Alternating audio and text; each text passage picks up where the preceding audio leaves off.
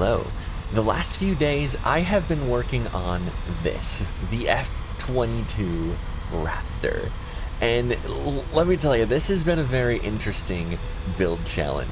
But first, a shout out to Exile Studios 9546 for leaving a comment on the F-16 video, saying, well, let's see how well the Raptor's gonna work in this game. And I've answered that question, and it works kind of well. It's extraordinarily unstable. Even in like the little bit of a cinematic shots that I was just showing off there, you could see that I was like flapping the ailerons and the elevators and stuff like crazy. That's because this thing flies extremely unstably. This is with SAS on, and there's a lot of like yaw side slip and stuff because of probably all the wing parts that I've had to use in the game here.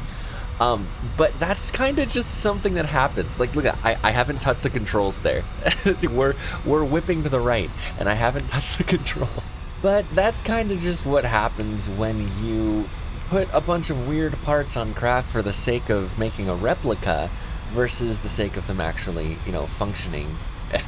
Because there's a lot of wing parts, and I think a few of them are at sort of odd angles, and that's probably causing a bit of drag in certain directions.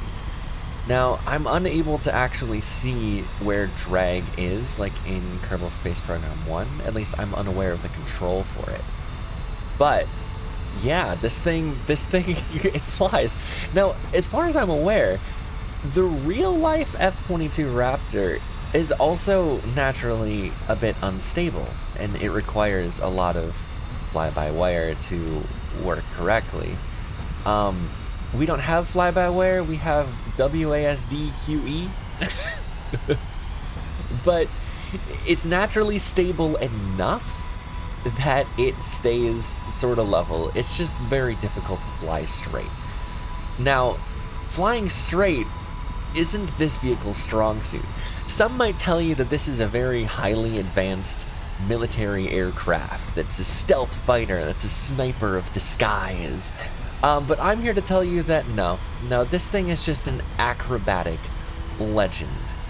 For instance, look how fast you can turn this thing. You can sort of do cobra maneuvers, you can do, or sort of do other things inaccurately. But this thing is extremely maneuverable in the pitch axis. It's a bit slow and sometimes unresponsive in roll because of some weird side slip that goes on. But this thing turns on a dime, and it's so much fun. It's just so much fun to fly it around. You can't really go very fast because of probable drag. You can't really go very far because I haven't added drop tanks to it yet. But man, can you flip around and do weird stuff.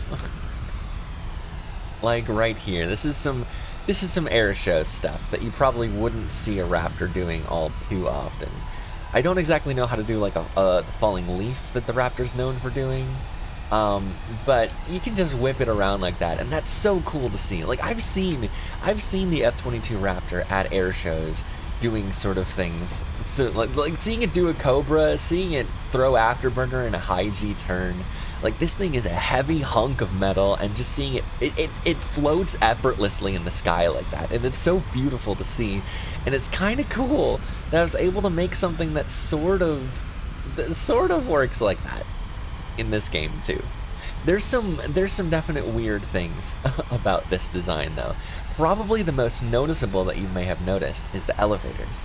It's actually two control surfaces, and the way the control surfaces work in KSP2 is there's always going to be a stationary like block there. You see the straight piece in the center that's not going to move? Yeah, it's got like a base piece to the control surface. So no matter what, either on the ends or in the middle, there was going to be one piece of that elevator that just wasn't going to move at all. However, I figure it was worth it to actually get the shape of this right, because I couldn't think of any other way to get that shape right. So I just went with the weird line in the middle and hoped that it was a forgivable sin to get the actual shape of the elevator correct. I was hoping. Another oddity with the aircraft is that you actually have to turn part heating off. for these engines to function, because otherwise you are going to simply blow up the entire tail. All of these structural pieces, the wings here, if you threw afterburners on, those parts would overheat and they would blow very rapidly, and it's very unfortunate. So in order to fly this craft, you have to turn part overheating off. However, the part overheating is really mostly just designed for, you know, getting re-entry effects and stuff. So I wouldn't really consider it a big deal for just flying this around, turning part overheating off. I could make a design that doesn't require you to do that, but I wouldn't be able to get the design of these engines right, because they're narrow rectangles in the back of the F-22 Raptor here, and that just wouldn't work right. Now, I'll probably have this Raptor up on kspbuilds.com as well. There should be a link below in the comment section. I like to put things. But it wouldn't be an N9 plane video without me trying to do some acrobatics here. So, you know, we're unstable in the yaw. However, we're still able to fly it straight enough to do things like that. I don't think that I should try anything with this, so I'm actually going to bail from that. But I don't trust it. I don't trust it. It throws itself to the side at essentially random intervals. So it's really difficult to predict. Flying straight is not this vehicle's forte. Oh, also another oddity with this aircraft.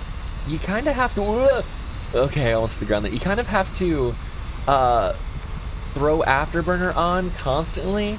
I'm not gonna try for that. I couldn't line up. You have to throw afterburner on constantly. You can have it on cruise mode. You can have these engines on cruise mode. However, okay, no, we're not rolling. I gotta bail from that too. See, the roll sometimes just doesn't respond. I'll just do some other stuff. I can't. Flying under stuff is difficult. Oh my gosh, this is beautiful. We're basically hovering. Oh my goodness, what? We got this into basically a hover. I think we're not going up very quickly. Maybe a little bit. I'm basically holding roll, yaw, and pitch. Okay, we fell out of it. Okay, now we're definitely gonna be putting ourselves into stall territory. So I'm gonna take off of controls. All right, we're gonna roll left, pitch down, and send it. Oh yeah, we got control of this thing still. Oh, just beautiful. Just an, oh my god, around the flag. Dude, I love this thing. I just love floating around like this. It's definitely air show material more than actually being militaristically viable in this game. In this rendition, I don't know if I'll try building it again, because this was a challenge. Like I said, this is a very, very big challenge to build.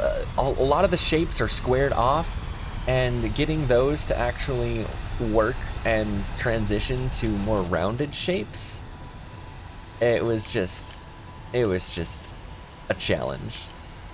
Okay, so action group 1 and 2 will toggle between the afterburners and the cruise mode. We're in cruise mode right now. I turned the afterburners off. Action group 3 actually gives us flaps, and we have flaps on the leading and trailing edge of the main wing. The leading edge is a bit smaller here. I can toggle it on and off so you can see. Because they're there in real life. They probably do a lot more in real life than they do in this game.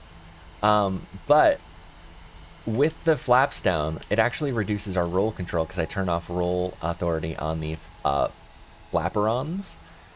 And you can say here we can come to a butter landing there. Kill the engine. We hit the brakes, which are at about 80%, and we can go ahead and roll to a stop. Alt X will take our trim off, and yeah. This thing is a beaut. I honestly love how it turned out. I tried to make it look as close as I could to the actual real thing, but there were some pretty difficult aspects to it. I'll take you into the editor real quick and show you. So here she is in all her glory. The first thing is the nose of this. It's very similar to the F-16 I built here, except we angled it down and we increased the height of it, because the nose of the the nose of the Raptor is sort of taller than it is wider, and it's got a sort of diamond shape to it with this sort of lip around the edges. And I tried my best to really position wings for this. You can see, I'm just gonna take this apart to show you guys. You can see the different wing segments that I had used to make that work, and it looks better with it, I think, because it really ties this all in. Let's go to the opposite end. The engines here, these are just structural pieces that are placed and rotated correctly to sort of give the engines that shape that, you know, the Raptor's engines are known for, that rectangle thin dual engines there. But it's still the same engines we use as for the F-16. These are Panthers. And we set the gimbal off when it's in cruise mode, otherwise these would clip through and look bad. But because these, like, if you set these to afterburner, does it do it in here? Like, look how far in the nozzles converge for this. This is not very accurate. However, it allows us to return the gimbals for these engines, because now these move around and they're not going to clip through the cowling at all. Other interesting shapes, I mean, this is a segmented wing, so lots of wing parts go into this wing. And that was simply so that I could actually get the different control surfaces working. This right here, these two, right in the middle, are actually supposed to be connected and one, and this is supposed to be flat here. But I don't have those customization options. So the flaperons just kind of look like this, and this is just another aileron. The shape of these I talked about earlier. We can hit deploy, and actually it'll show you the weirdness up close. How that's the shape of the elevator, but because of the way that this part is, I couldn't get rid of these. It would either be on this end and up at the tip here, but I felt it would be weird having it at the tip. So I just chose to go right down the middle, and there's a gap in it, which kind of looks bad, but it has the right shape to it, so I kept it. This is probably my favorite random wing part in the entire build. It's this, because this edge takes us from this straight square curving into a tip where it links up with the elevator base here. And trying to get all of these shaped right is just a pain. These are some of the flaps here for the wing. I'm just going to move those off to the side. The intakes are rather simple, actually. They're just more flatter wings with the flat part on the outside for the bottom and side, because that's how the thing would look. But we actually have intakes inside of here. Now this intake is actually a little bit inaccurate, because it needs to be more of a square. So you'd want this intake to be more like here, and that would basically flatten the body at this point. But because I'm not able to do that with these shapes, like this is that shape that goes from the Mark II to a circle shape at the end of it, what I did instead was I put it as close as possible there, and that sort of looked the part regardless, and I was happy with that. Took a little bit of time to actually come up with a solution to that problem. There's a lot of this build was just finding solutions to problems. Like the gap in between this and this, I discovered, hey, we could probably fit even more intakes. These intakes are literally like that in there, and that hides the fact that this is just a gap that goes all the way to the back. So there's some intricate secrecies to how this thing is built. And this is another fuel tank down there, and lots of clipping and stuff. We actually have some reaction wheels back here too. I feel like they don't really do a whole lot, but felt like blowing it up to show you guys the secrets of how intricate this build actually is to work right. I don't know if I'll be adding missiles. That's one thing I couldn't add. One thing I wanted to early on in the design phase, I actually had a cargo bay here. Because I wanted the belly to open, just like the real thing, to have like missiles inside that you could drop. But I couldn't quite get that working. Now we could try to make a door with these, like you can deploy them and it's a moving object. But you can see it's only going to move 20 degrees, so I couldn't really work with that, unfortunately.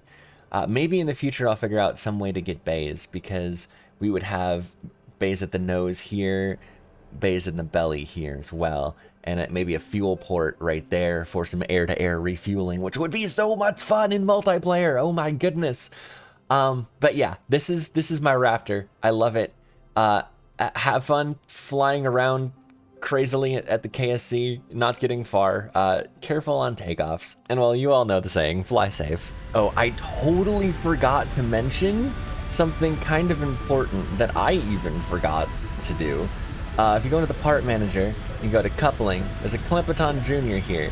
Control from here will actually set your control point straight instead of slightly angled downwards. I don't know if that's all that important, but just in case it messes with how the roll gimbals work, maybe SAS will work better too. I don't know, that's a thing. I want to give a special shout out to Chris Gebert, Darth Malachor, Elliot Ewing, Guy Called Odin, and Mr. Blue Star, and everyone else on the Patreon for your support. Thank you guys so much, and thank you all for watching. Let me know what vehicle you'd like me to build next. I think I have a few from the F-16 video, a few ideas that I can try. This was definitely the most challenging so far, so maybe something a little easier? Anyways, y'all have a good one. I'll see you in the next video. Take care.